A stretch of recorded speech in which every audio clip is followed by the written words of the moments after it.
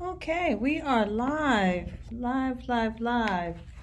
Thank you all so much for joining us today. This is the Working Woman Report, programming by the Women for Progress Radio Network.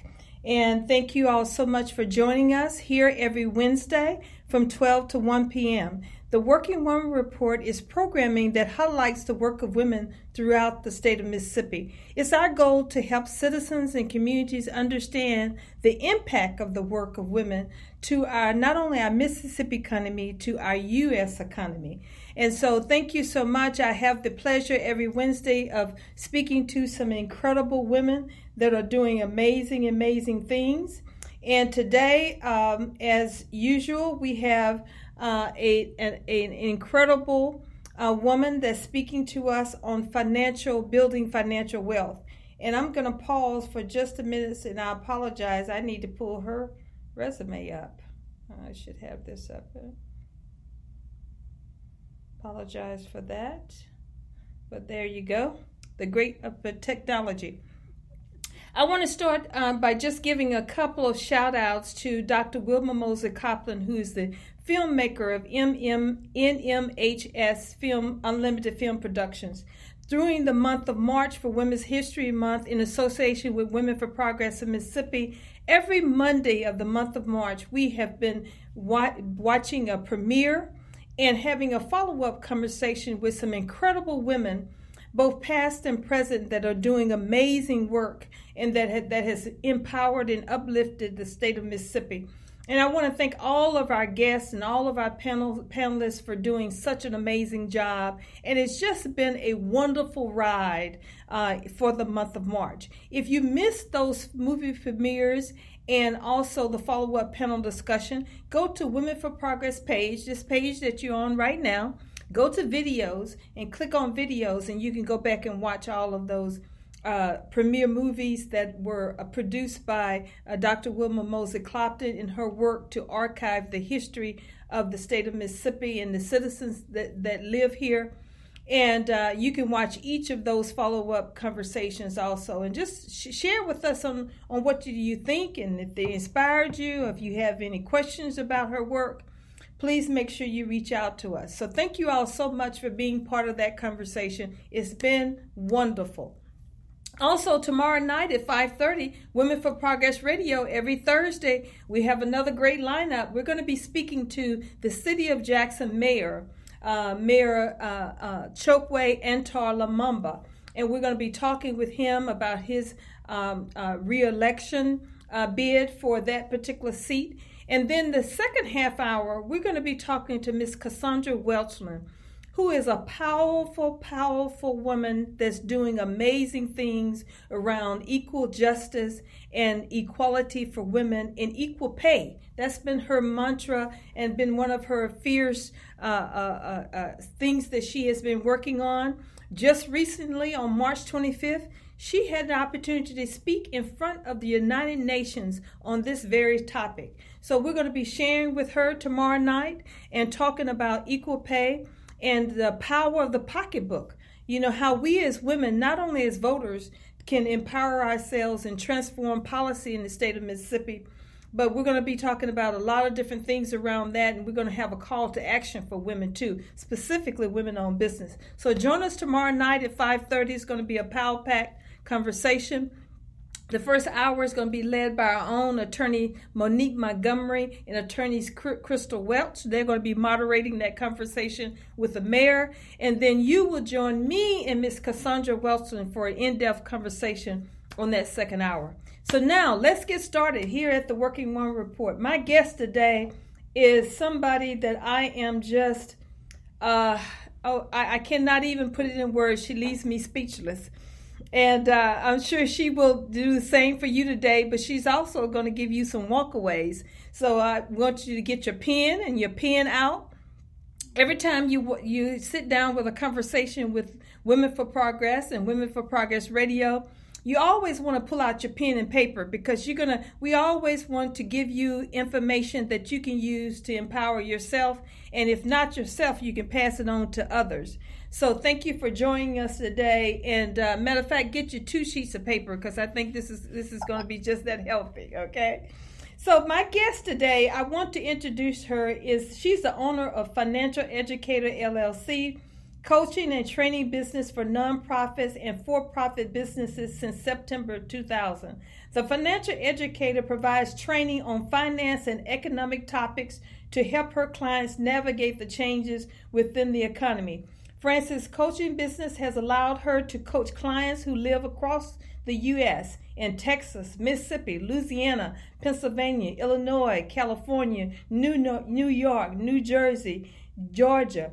She is just amazing. She's been executive director of Zan Wesley Holmes Junior Community Outreach Center from August of 2017 to present, where she oversees operations of the nonprofit organization, responsible for creating 5,327 jobs for low-income individuals from March of 2019 to March of 2020, and providing technical assistance to 46 small minority businesses and organizations during COVID-19 to receive an aggregate of over $900,000 from the SBA Economic Injury Disaster Loan Program and the Paycheck Protection Program.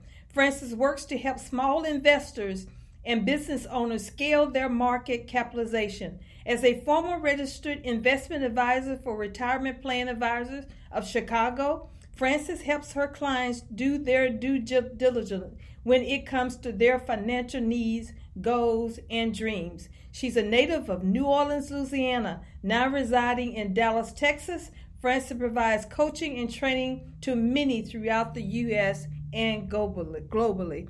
And thank you so much, Frances, for joining me today. I also want to thank you for the partnership that you have linked hand with Women for Progress. We're going to be doing some exciting things in 2021, and I just appreciate you reaching out to us and grabbing hands with us to do this movement that we're going to be working on. Well, thank you, Willie, for the platform, first of all, and for that great introduction. And we have a lot of work to do. America is at the fork in the road when it comes to us being competitive. So women are leading that charge. We just want to make sure that we help them navigate the direction in the right way. Yes, and that's the purpose of our conversation today. Let's talk a little bit about you and get to know you a little bit more, because this is just going to be the first of many conversations.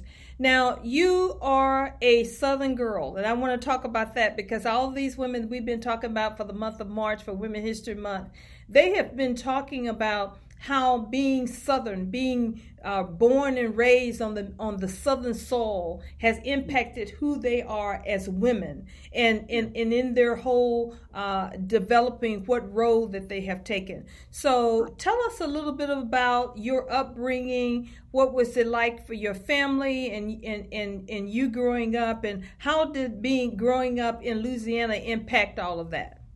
Oh, wow. And as a matter of fact, of me growing up the way I did and the exposure that I had, that's why I am the type of person I am today, community. So I grew up in the historic neighborhood, African-American neighborhood of Pontchartrain Park, which is in New Orleans, Louisiana. As you know, Pontchartrain Park is the oldest and longest subdivision. We just got a historical designation. We're located near Lake Pontchartrain in the eastern part of the city of New Orleans. Well, Pontchartrain Park was one of family, small business owners, and we all believed in going to church and community. So when it came to voting, 80% of the residents voted. This was like 300 plus homes. When it came to savings, we had our own credit union, the Pontchartrain Park Credit Union. I was a board member at 15 on the Pontchartrain Park Credit Union board. When it came to school and sports, one of the top sports, we would always go to each other's games. Families would go and support other families. So when St. Aug would play, we would go see the kids at St. Aug. When Kennedy would play, we would go see our friends at Kennedy. Even though we went to different schools, we all supported each other. When it came to the mayors grew up in Pontchartrain Park. So the DA, one of our former DAs, he grew up in Pontchartrain Park. So we were close-knit. We did things together as a community. We supported each other. My first business was tutoring. I tutored math, and I had the support of my community. My second business was piano. I was a music teacher. Magic Touch Studio. I had the support of my community. So what happened was we were like a enclave or a little nucleus group that we just stuck together. We believed in certain values. We believed in contributions to our community. We were really, really proactive when it came to supporting each other when things just didn't go right. You may have a pitfall. So it was, how could we help or how could we support people? And so the values from both of my parents, Elijah and Frances Smith, were those values that really carried on and stuck with me, along with my community, because environment makes a difference. Having the right environment is like putting seed in good soil. Mm-hmm. So, my parents made a conscious decision to live in the park. They wanted to have loving, warm, and proactive community environment. Mm-hmm. And so as a result of that now, that's why I'm very proactive. That's why at the Zan Wesley Holmes Junior Community Outreach Center, it's family. So we have a family feel and a family atmosphere because we need each other. My biggest mantra to the tribes is, you guys, we're going to need each other. We just don't know how, but we're going to need each other as we understand this journey in which we have to live, which is called life. So I got into investing now, not by my family. It was from my middle school. I went to an independent association middle school named Isidore Newman. And from Isidore Newman, my friends were investors, and their parents own a lot of the stores as well as the big law firms in New Orleans. So I would glean information from friends, and they would discuss their portfolios. But my parents weren't investors. They were savers, but they weren't investors. So my friends would talk about their portfolios. So I would look at, the funny thing, Willie, I looked at the money section of the paper every day, and I didn't have a clue of what I was looking at. I just knew I had to see this and read this. And my mom used to say, "Girl, you so crazy. You don't even know what you're doing." But I didn't have a mentor. I didn't know where to start. All I knew was that my friends looked at this section of the paper. I had to look at this section of the newspaper. It was the Times-Picayune money section. And the print was so small with a whole lot of, bid, ask, open and close. I didn't have a clue of what I was doing. But that was okay, because one day, the Bible says, "Seek and you shall find, knock and the door shall be open." Mm-hmm. But guess what it doesn't tell you? How many times you have to seek. So one particular day, how to invest without a broker, dividend reinvestment plans, bingo, Exxon, Procter & Gamble, Texaco. Guess what happened? That was it. My life changed, and I started investing. Why? Again, a Southern girl. The petrochemical industry was big in Louisiana, still is big in Texas, Louisiana. But I knew from there, my answer was dividend reinvestment plans. And that's how I got started. So as I started with the dividend reinvestment plans, then I began to educate myself. But let me say this, it was my accountant. And it was the fact that I had to pay $5,000 in taxes that really, again, it changed my paradigm. My accountant, she's a good friend of mine, Barbara. Barbara said, Frances, what are you doing? I said, what do you mean, what am I doing? She said, your unearned is more than your earned. I'm like, Barbara, I don't know what you're talking about.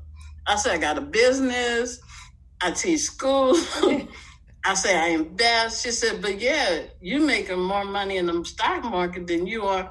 I said, okay. I said, what's my tax bill? She said, $5,000. I was like, $5,000. I was like, Barbara, you could. Now, this was the 90s, late 80s, early 90s.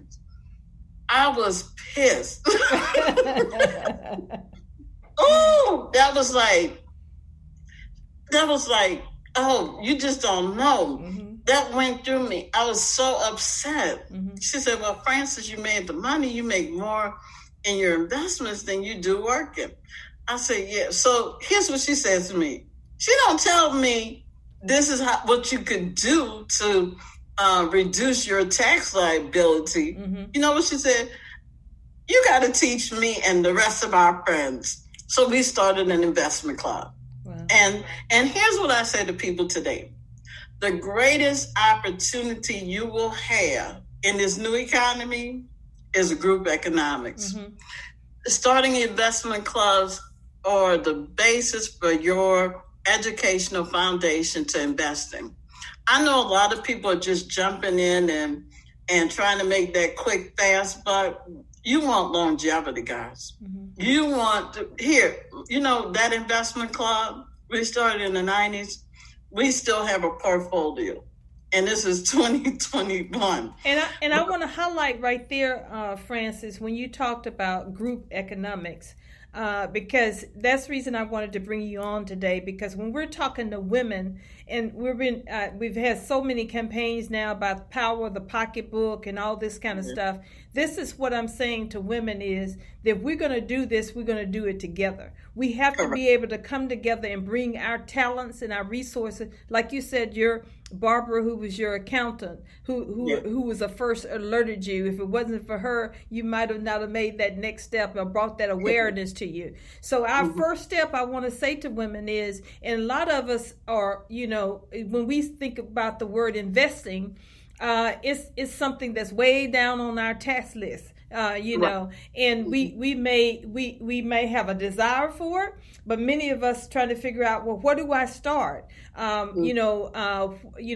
much do I have to have $100,000 to do this and all those kind of things. So I want to say to women first is you've got to be able to connect to some folks that maybe have like minds like you, or have the same curiosity you have, so you all can begin to together to be able to take this journey together. And what many have been called, and you've been called, this next revolution for women. So go ahead. Right. And so here is what I did. I joined, and I'm a life member of the National Association of Investment Clubs, one of the most historic and best organization. You can literally educate yourself and get tools to begin this process. So I became a life member of NAIC. Still read their material every month, as well as I do participate now in some of their meetings. So every state has a chapter, and it's a great way for you to learn. It's a great way for you to do a stock study chart. It's a great way for you to understand revenues. Now, let me preface by saying this. We are in an unusual market due to money printing. At some point, that market now will sort of recalibrate, come back to its normalcy. We're just not there yet. We have to experience what is called a blow off top, meaning the money that has been printed we'll go into assets which will cause the assets to inflate. So right now we're in an inflationary time period where assets are extremely high. And because it's inflationary, this is not its true value or sense. Once the economy sort of shifts and get back to a sense of normalcy, meaning we can evaluate the companies on fundamentals, meaning products you sell, revenues, debt. Yeah, it's not there yet. But don't let that stop you from formulating a investment club. Okay, hold right there, Francis, because I know you're heavy and you got a lot of information for us. I want to break it down for our ladies that are listening. Now, Gotcha. Let's start right now, because some women are still, we got those thoughts in our heads. What are some of the myths that we need to bust for women right now around investing? Myth number one. This is not just a big boys game, but you can participate too. You already do participate. If you go to work and you're in a 401k or a pension, you're participating, but you're a passive investor. Our talk today is to encourage you to become an active investor. Why? You need to know the companies that you want to invest in, okay? And you need to understand their role in this new economy, which we entitled the Fourth Industrial Revolution. Because if they're not going to be able to compete, you don't want to put your money there. You understand? Mm-hmm. You want to place your money with companies you know who can compete in this new Fourth Industrial Revolution, or I call it the new normal, okay? So, like today, I had a great meeting, and I'm giving a shout out to Xerox. Great meeting with Xerox. We're looking at some things that they're doing, the apprenticeship programs that they're going to launch. We're going to become one of their partners and looking at how we can build a great relationship. Amazon is another one. We have a relationship with them at the Zan Wesley Holmes Junior Community Outreach Center. So as you look at the American companies now and the multi-internationals, let's look at how their footprint will logistically be needed all over the world into this new global society. So that's number one. Myth number two, I don't have enough money. That's not a true statement. You can start with as little as $10. One of my first investment clubs, so I did an investment club with my close friends, but I also did one at the high school that I taught at, which was Abramson Senior High.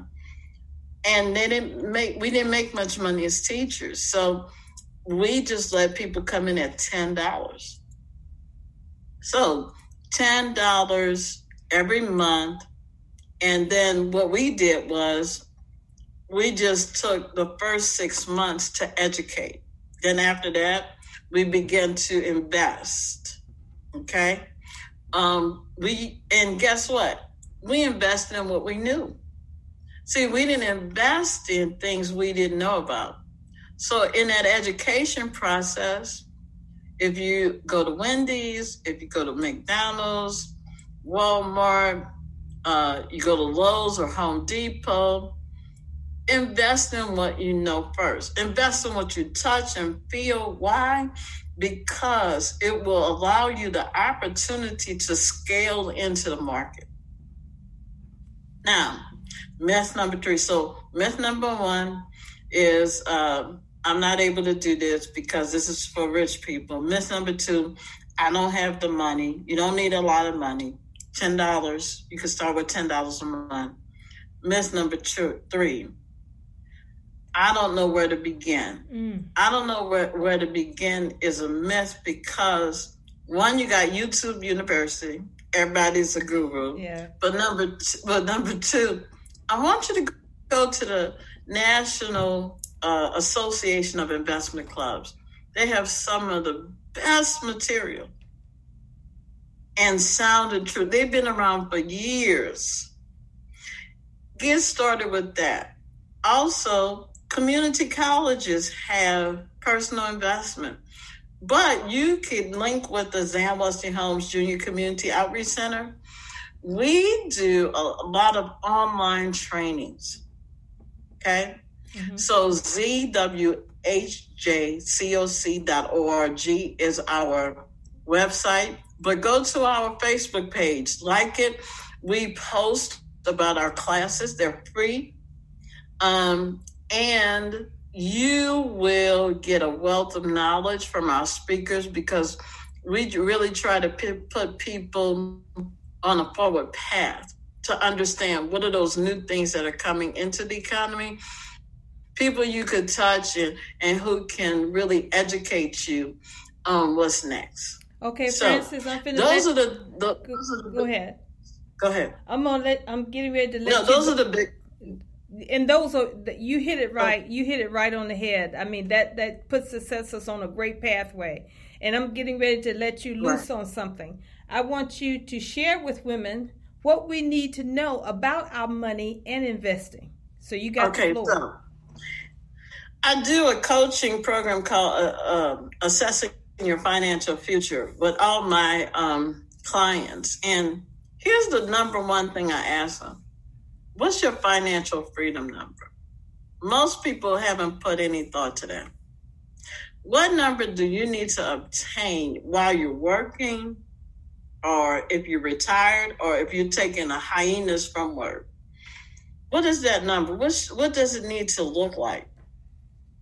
And what asset classes must you have your money in order to provide you with that level of comfort? What happens a lot of times is we only play the one asset game, and that's either savings or 401ks. That's the one asset game. Well, you don't have enough savings, but you have all this money in a 401k. We have to really look at asset classes differently. So asset class number one is paper. What is paper? Paper is in stocks, mutual funds, exchange traded funds, bonds, anything that deals with you in your 401k, 403b, that's your paper, okay? But we have other asset classes like real estate, silver and gold, which are hard asset classes, where mining, corn, which are commodities, oil and gas, that's all the commodities. That asset class is called hard assets.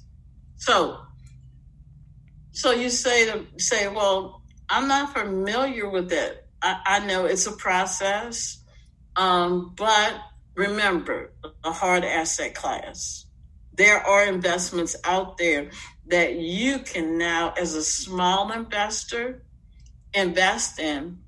And for real estate, it's called Real Estate Investment Trust. Real Estate Investment Trust.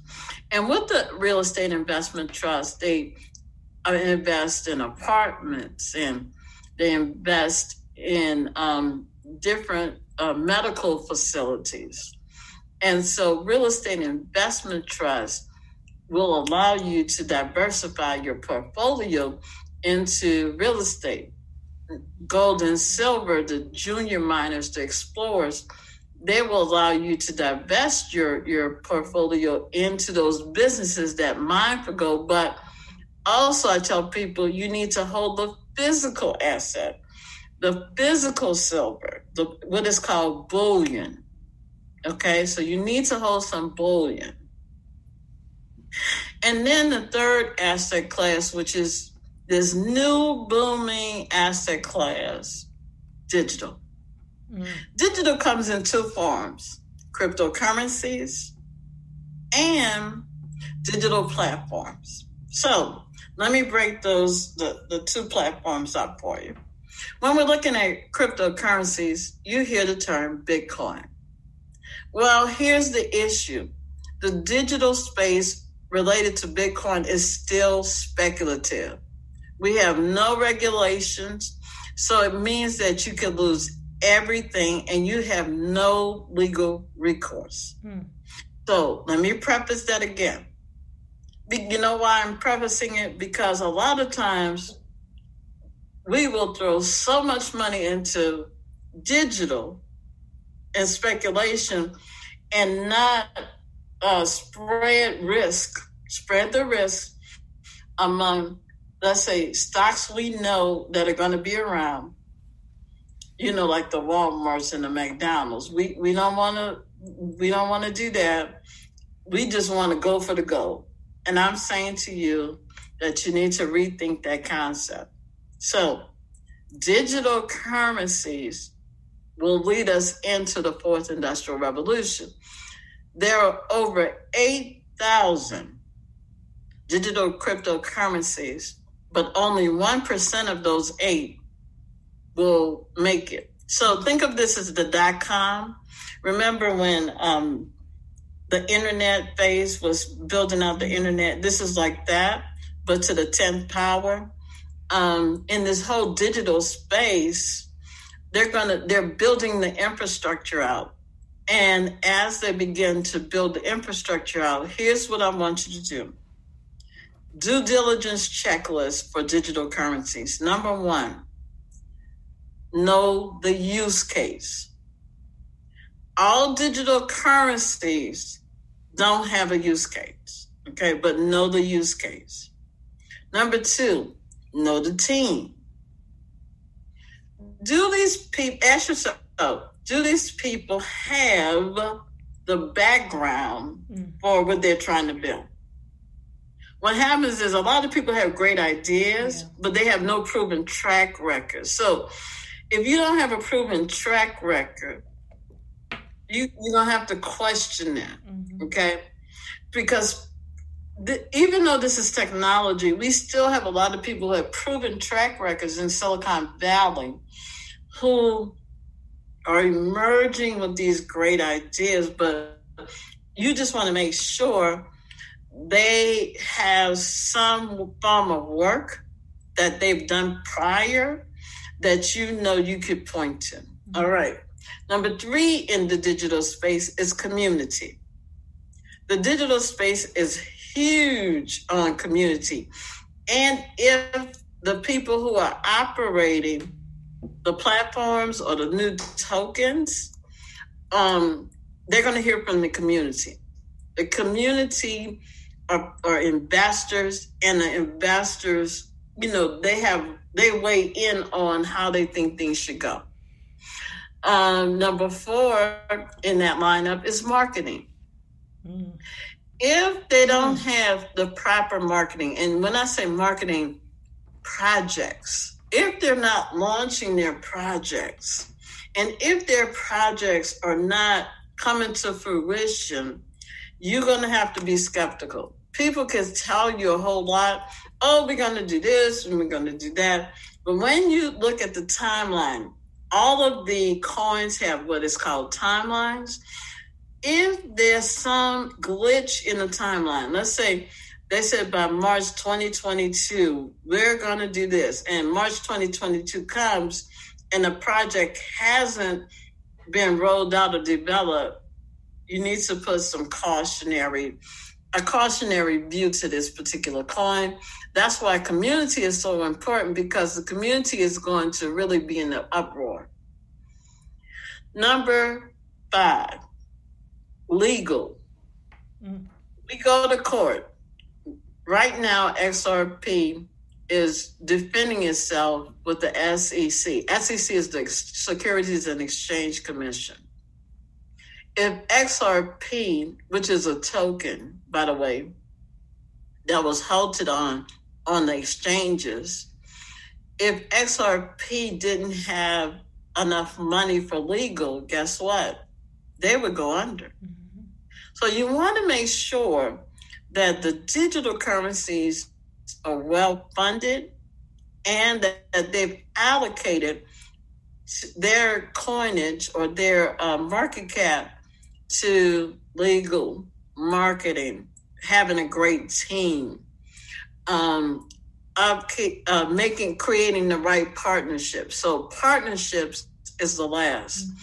Are these tokens linking with well-known companies like the IBMs or the Xerox or the Walmarts or the Amazons? Are they coming into a space where they're linking with these other companies to sort of roll out this new fourth industrial revolution that we will now be required to function in? Now, the fourth industrial revolution, I keep saying that, but what is this? This is this new global economy. And as we move to the global economy, what you have to understand is infrastructure is important. So, Friday, Willie, President Biden is coming out with his infrastructure bill. That's going to be a crucial piece of legislation. It will tell me if we can compete or not. If it's a lot of pork and not substance, we're not going to be able to compete. It's got to be a whole lot of substance for the American worker, especially that woman, on how we're going to transition this country to be greater and better. And with that new infrastructure, I know here are some of the main topics you're going to hear. Electric charging stations. Well, yes, we're moving to electric cars. The bullet trains. Yeah, that's going to be major. So this whole new transportation corridors that America's going to build, that's major. But we need some other stuff. We need some vocational education. We need some other stuff that can help us sustain the middle class of America. Without it, we're going to have challenges. And I want to speak to speak to there that's a good segue when you talk about this conversation that Biden is going to have around infrastructure. And I want to also say to women is one of the things that you say to us repeatedly is, we got to watch policy. Correct. And I hear so many women saying, well, I got to work and I got to get a little Jimmy from class and I got to do this and I got to do that. And if we don't when we talk about money and when we talk about investing and all of this stuff, policy drives all of that. So talk to us about that. Okay, so there are three people you have to listen to in this new stage or age of our American 2.0. So I'm entitled at America 2.0. Three people you need to listen to. The first person is the president.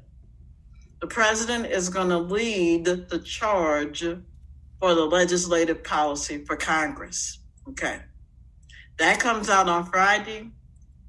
Even if you miss it, at some point, you need to hear what's going on.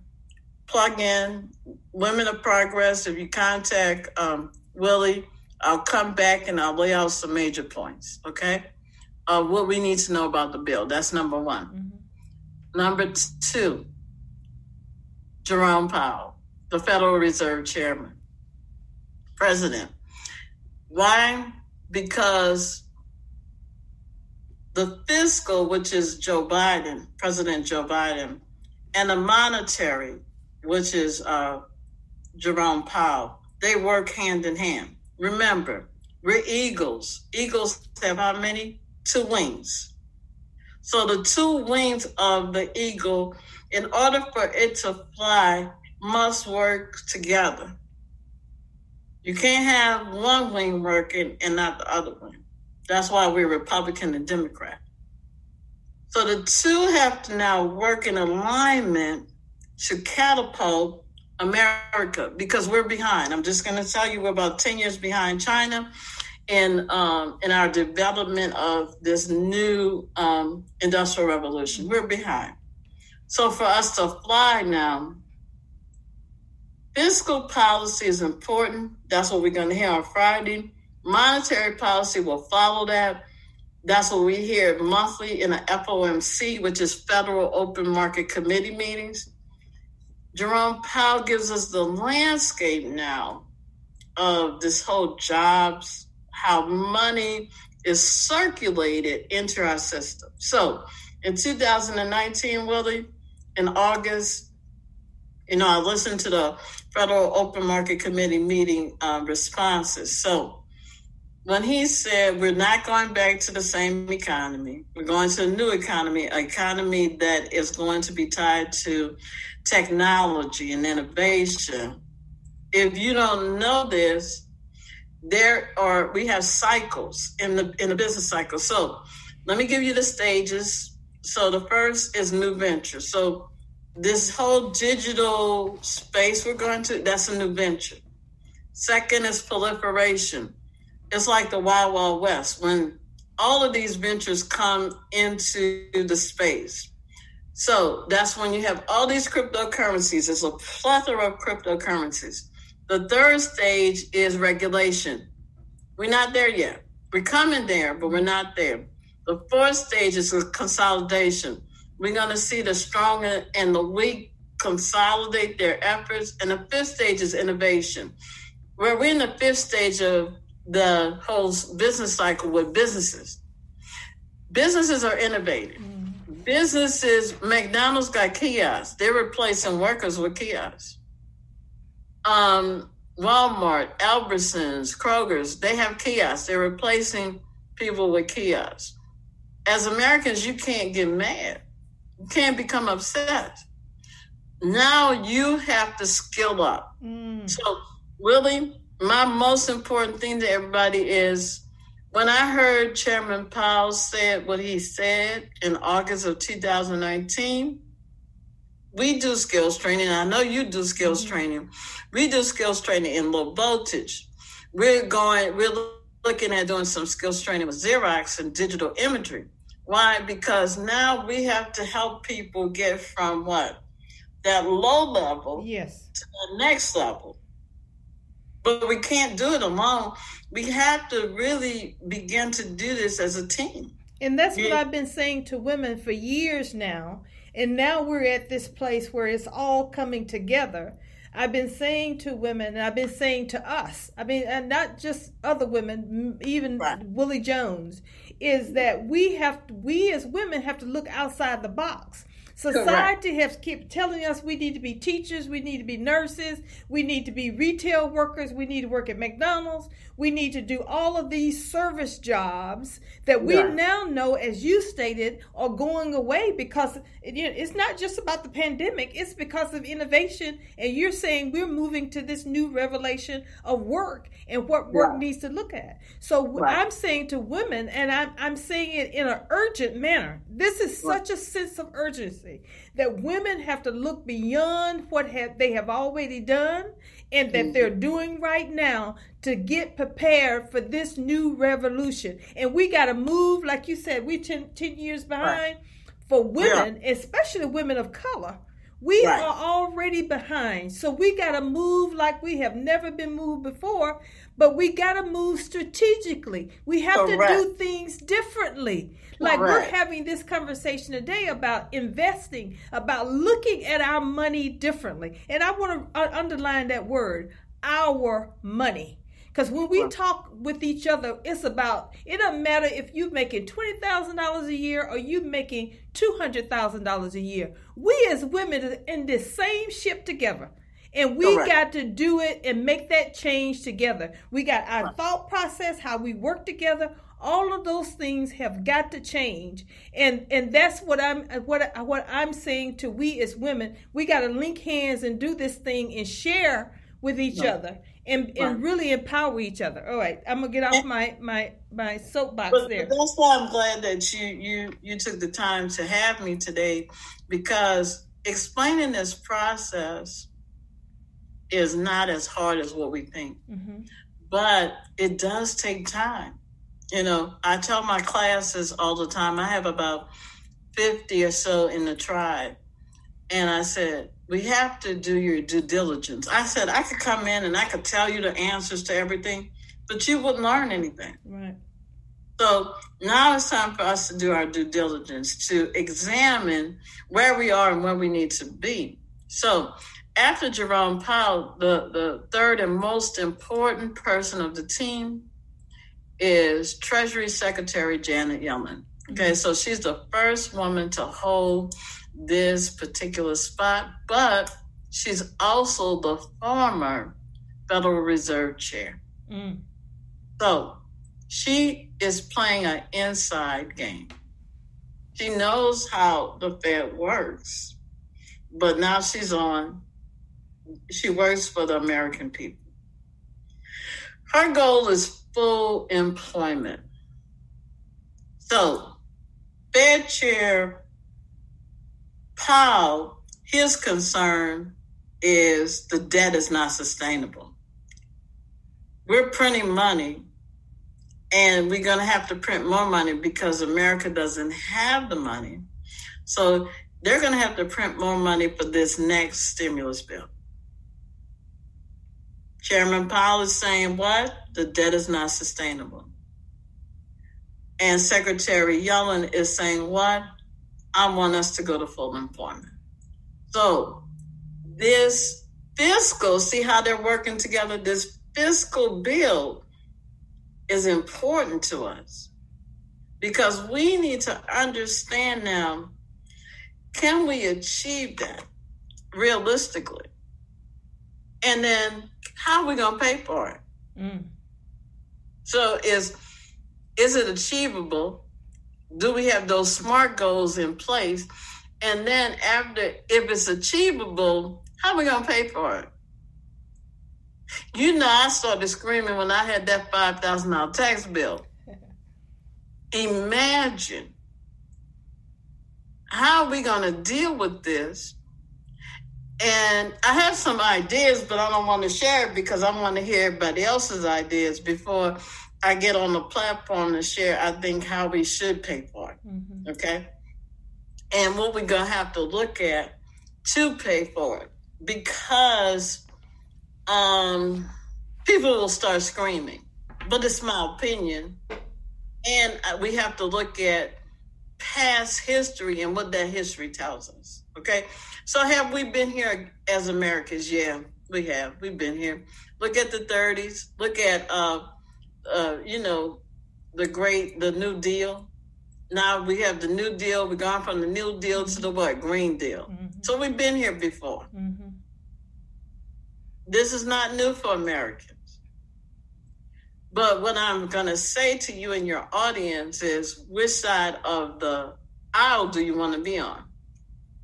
Do you want to be in the hunger lines, or do you want to be on the other side of the line? So educating yourself is important, because if you don't begin to do that due diligence, as I say, you're going to have some challenges. Now, you need accountability partners. You need a team of people. Just recently, my assistant and I, we went to a Bible study. And I'm going to bring in how I teach biblical economics. Okay. So the question for a lot of the people in the Bible study was, they were concerned about the printing of money, all this printing. I said, yeah, the chicken's got to come home to roost. I said, but here's what I don't want you to get caught up in. You can't get caught up in UBI. UBI is Universal Basic Income. I know that they're pushing it. I know that they're saying, but it's going to take your creativity away from you. That's not what America was built on. America was built on the Judeo-Christian foundation, that we are what? Made after the image of God, after his likeness. When did God get in the food line? Hello? When did God say, I need y'all to print me some money? He said, be productive. He said, didn't he say that? He said, multiply and subdue the earth. That's your commandment. You better go back to Genesis and read. He said, be fruitful. Fruitful in the Hebrew means to produce. Americans must begin to produce and grow that GDP. I'm glad you got all the stimulus and all your tax returns and you could pay some bills. But while you have all this money, remember, you're American. You made in the image of God. You have to now become productive. So you take this time to assess where you are. And you don't have to say, what are those new skills that I can move to for the fourth industrial revolution? Because having that skill set will be able to change your life. I was talking with the team, and I know I'm going back to Xerox. I'm giving them a whole lot of shout outs, but they were saying they could take the skill set that we're looking at anywhere. They could travel anywhere within the anywhere. That's what you need. Mm-hmm. You need skill sets that you could take with you anywhere. You understand? Mm-hmm. And make a good living. Like your trucking company. You could take that skill set where you could live anywhere in the United States or in another country. That's what you want to think about right now. Where you be able to take the skill set and move about the cabin, mm-hmm. as we said. Because here's the thing. It's a new age, it's a new dawning. It's up to you. It's going to be up to each of you to make a conscious decision, not just for yourself now, mm-hmm. but for generations to come. Yeah. See, when I made the decision to teach about economics and finance at the center, I didn't make it just for Francis to have a job. I made it because I knew the community now needed to be more economically sustainable. And the only way that they could do that, because we're in the heart of South Dallas, okay? And when Amazon came in, oh man, the community was excited. And then they realized the need to educate themselves on what? Finance. See, once they got the active income, then they realized they really needed to understand what their balance sheet was, net worth, those kind of objectives. They needed to understand that.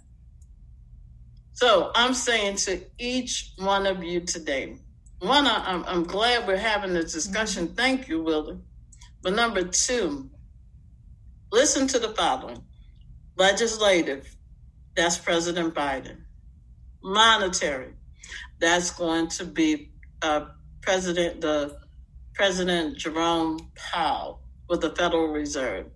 And number three, Janet Yellen. Now, Janet Yellen, if you've ever played chess, she's the queen of the board. She is. She holds the most powerful piece in our whole economic system right now. And I don't think people really understand that. Even though she's U.S. Treasury Secretary, she holds the most powerful piece. Now, listening to what she's saying is going to be important. Full employment will have an effect on prices. It means that we could possibly hit inflation. The inflation could be temporary, but it could hit us. Okay? That's number two. Number three is we need to know how the legislative piece of this, which is President Biden, how they plan to pay for it. And we need to dissect that to see who's going to be slaughtered in this case. When I say, this is what I say to people, it is time for you to get your creativity to the next level. It is time for you to skill up. For you to depend upon the job is no more in America. That's right. You got to depend on you. So invest in yourself, invest in your education, invest where you know you can be productive. I'm going to take my assistant Audrey. So Audrey lost her job. She was with Sam's, she got laid off. And then she started coming to the center for classes. So we were able to hire Audrey part-time. So I said to Audrey this. I said, Audrey, you have to invest in yourself. So she did. Audrey started her savings, started accumulating her assets. And she said, Miss Francis, I said, Audrey, in our meeting, I said, where do you want to go? What's your next level? She said, I want to be a notary. I said, so tell me why. So investing in herself as a notary, now she created her own business. Did it take her time? Yeah, but guess what? She did it. So I'm saying to each of you, you can do it. I don't care what you make. It's not what you make. It's what you can keep. It's not what you do. It's how you navigate. You guys have so many great ideas out there. Think about it. You got ideas on top of ideas. We just need you to put those ideas into production. And nobody owes you a job. Nobody owes you a job. Please understand that. Nobody owes you anything. You owe it to yourself. And it begins with what? Investing. So, Willie, I know you asked me to talk about the biblical aspect. So in our tribes, we talk about economics, but I also relate it to the biblical aspect. So we're moving into a time of the third seal of Revelations, okay, where right now our whole financial system is unbalanced. We're coming into a time of rebalancing. Now, when you're rebalancing a reset, we're going to have some very trying times. But if we work together, if we become more productive, if we educate ourselves, this too shall pass. It won't be as challenging as what we think. Challenges come when you're caught off guard and you haven't prepared. Mm-hmm. Challenges comes when you don't have another plan of action to move. I tell people this. Katrina came, I lost my book of business. I shared with the executives today. I said, guys, look, I lost my book of business, and I told them how much that book of business was. And the executive was shocked. I said, but I had a skill. Mm-hmm. I could trade. I had to use that skill. You understand? Even though my commission check was going to be something that next quarter, it went poof. Did I say, well, it's me? Did I say, I said, nah, I got to move on. I have to use another skill set. I couldn't go back and teach because everything was flooded. Mm-hmm. You understand? Mm-hmm. So I used what I had while we were waiting on insurance and waiting on them to solve all the problems. So that's what I'm telling you today. You need a skill set. S. Mm-hmm. You need to invest in yourselves. Nobody's going to come tap you on the shoulder and say, you need to do this. Do it. You do it. And we have the power to do it. Francis, this has been amazing as usual. I tell you, I want to tell those folks who are listening to us now, you've been listening to the Working Woman Report, and this is programming by the Women for Progress Radio Network. I want to thank you all so much for tuning in to us today, this whole topic around financial wealth building. And Francis, you have given us a new term that we're going to use to push this revolution forward, which is skill up. What we want women to do is we want to skill up. And so we'll continue to have some conversations around that. And I want to tell our public right now, we're so excited. Miss Francis Smith Dean is going to be having a monthly podcast as part of the Women for Progress Radio Network. So hold on to your seats. We're going to keep you connected. And we're so excited about this. This is going to be some real powered up work. So stay linked to us. I want to remind you that every time we go live on Facebook, that a lot of us, this particular show and all of our shows, go live on our our website, Women for Progress Radio, womenforprogressradio.com. A lot of people say, well, I don't like connecting into the Facebook. Well, you go to womenforprogressradio.com. Every time we go live, right there big on that front page is like a TV screen. Our radio shows are broadcast live there. And of course, every time you miss this programming, our programming, go back to the Women for Progress MS page, go to videos, and all of our videos available there also. We're on YouTube, we're on iHeartRadio, we're on Spotify, we're on SoundCloud, wherever you get your podcasts. And I'm so tickled, Francis, when I get up in the morning, sometimes I tell Alexis, play Women for Progress Radio. And what do you know, the next available show, the last show broadcast will come up on Alexis, and I can listen to it while I'm getting dressed in the morning. Awesome. The first time that happened, I tell you, I was jumping up and down, because that was great news, because folks could get the information that this organization provide in the work of this organization, which is done by women, created, produced, and disseminated by women all over this country. I am so glad and so proud of the work of these amazing women that come together from all walks of life to not only empower themselves, but to empower their communities. So thank you so much, Francis, for joining me today. This has been our launch conversation to you working with us as we move forward. This has been the powerful information. I got a whole page of notes here. And for those of you who have been listening, I hope you also have a page of notes that you can share. Now, Francis, give us some contact information. You mentioned the Facebook page that you have. Tell us where to reach out and continue. Okay, so you can call us at 214-324-4443.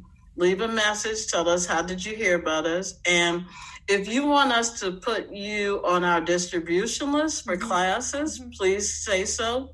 Or when you like our Facebook page, Zan Wesley Holmes Jr. Community Outreach Center, just make a comment and say, please place me on your distribution list. Or you can info at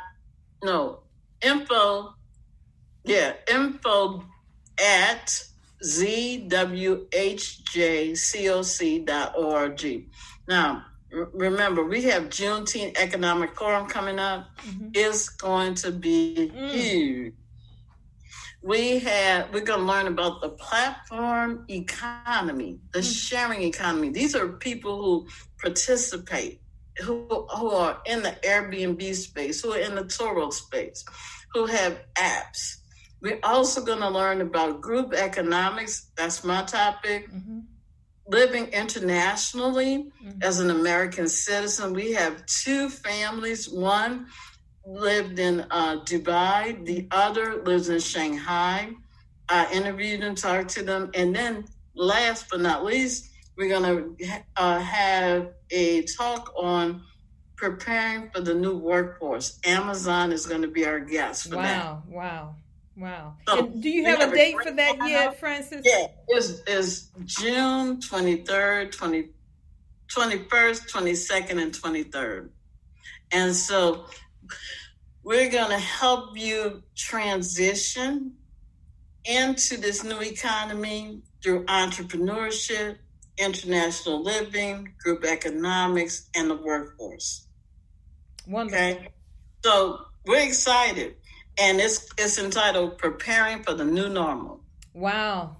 This has been a powerful conversation, one of our most powerful this year. And thank you so much, Francis. Again, I want to remind everybody you've been listening to the Working Woman Report. That's every Wednesday right here from 12 to 1 p.m. Stay tuned with us. Join us tomorrow night on this same Facebook page and on all of our networks at 5:30, where we're talking to the mayor of the city of Jackson, Chokwe Antar Lumumba. And also the second hour, we're going to be talking with Ms. Cassandra Welsland with Mississippi Black Women's Roundtable. And she's going to be sharing a lot of information about her, including her trip to the United Nations and what she learned there, what she was able to share there, and what she is bringing back to the state of Mississippi to help empower the policy that empowers women here in the state of Mississippi. Thank you so much. This has been a wonderful conversation. Thank you for joining us for lunch. Thank you, Frances. Brother. Wonderful. And thank you for the great work that you do for the residents and the women in Mississippi. Thank you, Frances. I appreciate that. Thank you. All right. Have a great day. You too. Bye-bye.